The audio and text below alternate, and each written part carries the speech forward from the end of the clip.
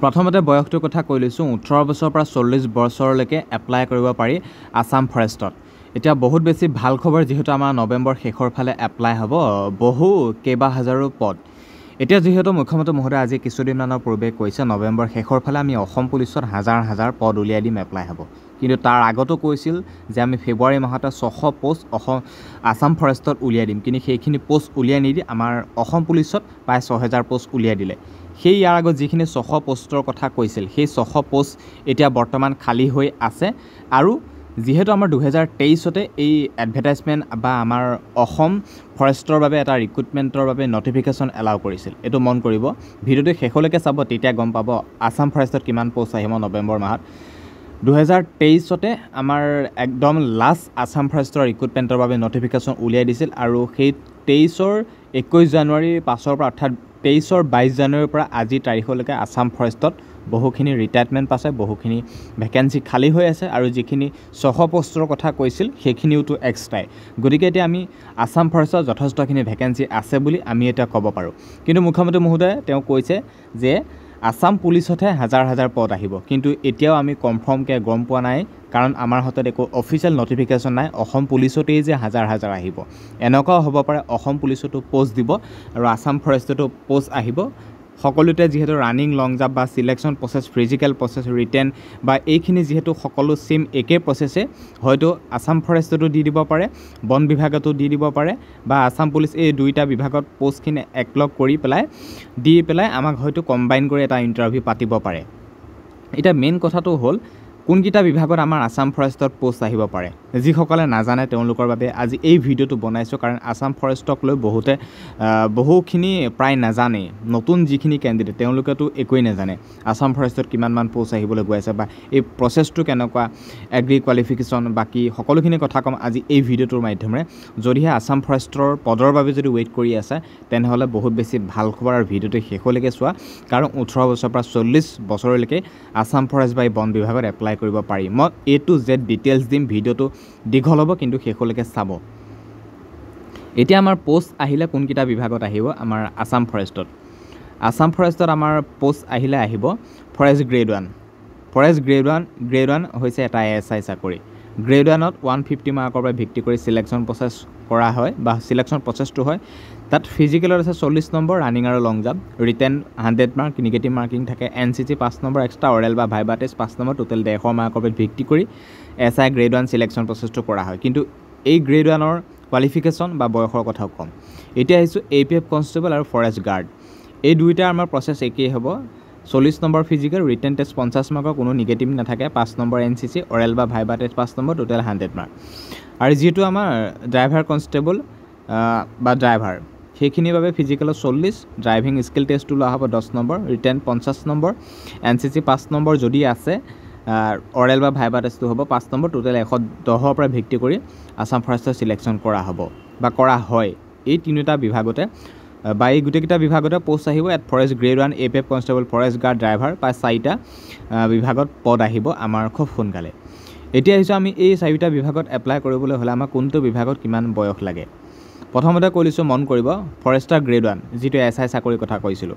Forester grade 1 আৰু forest guard আৰু driver সেইখিনিত আমি 18 বছৰৰ পৰা 40 বছৰলৈকে আমি এপ্লাই কৰিব পাৰিম আৰু যেটো আমাৰ এপিএফ কনস্টেবল আৰু ড্ৰাইভাৰ কনস্টেবল মানে ফৰেষ্টৰ ড্ৰাইভাৰ কনস্টেবল থাকে ফৰেষ্টৰ যেটো এপিএফ কনস্টেবল বা ফৰেষ্টৰ যি ড্ৰাইভাৰ কনস্টেবল আছে সেইখিনি 18 বছৰৰ পৰা 25 বছৰলৈকে জেনেৰেল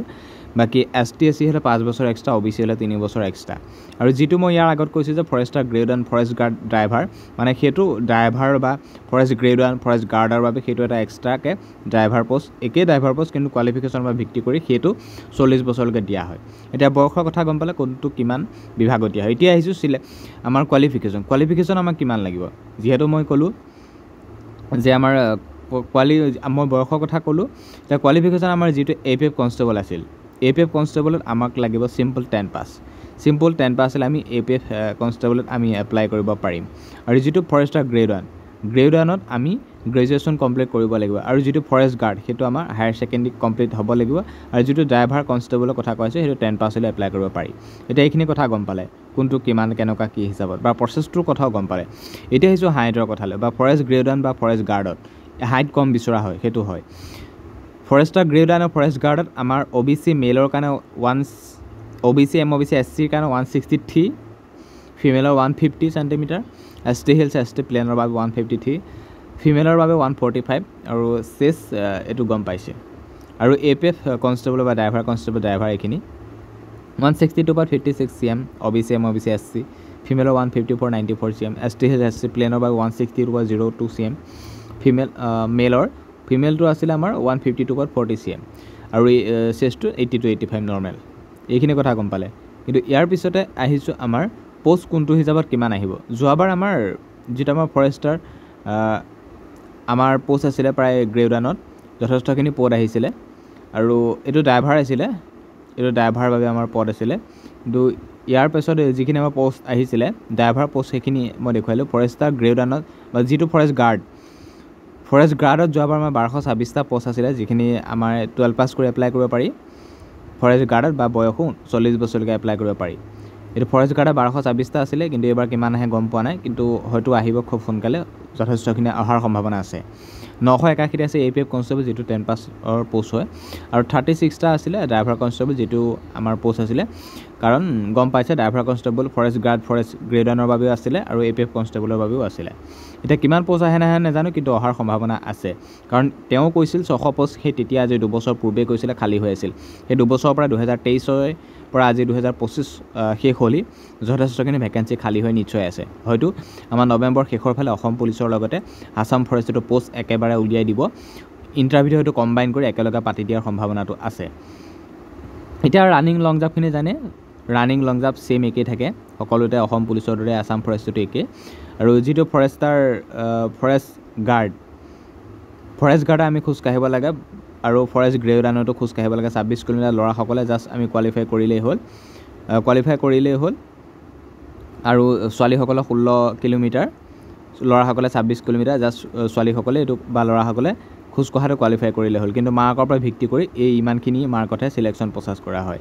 ৰানিং আৰু লং জাম্পতে মাৰ্ক দিব ফিজিকেলত বাকি যেটো খোজ কঢ়া দিয়ে এটো জাস্ট আমি কোৱালিফাই কৰিব লাগে এটা নিশ্চয় গম পালে বন বিভাগত খালী হৈ থকা পদৰ কথা তেওঁ আগত যিখিনি কথা কৈছিল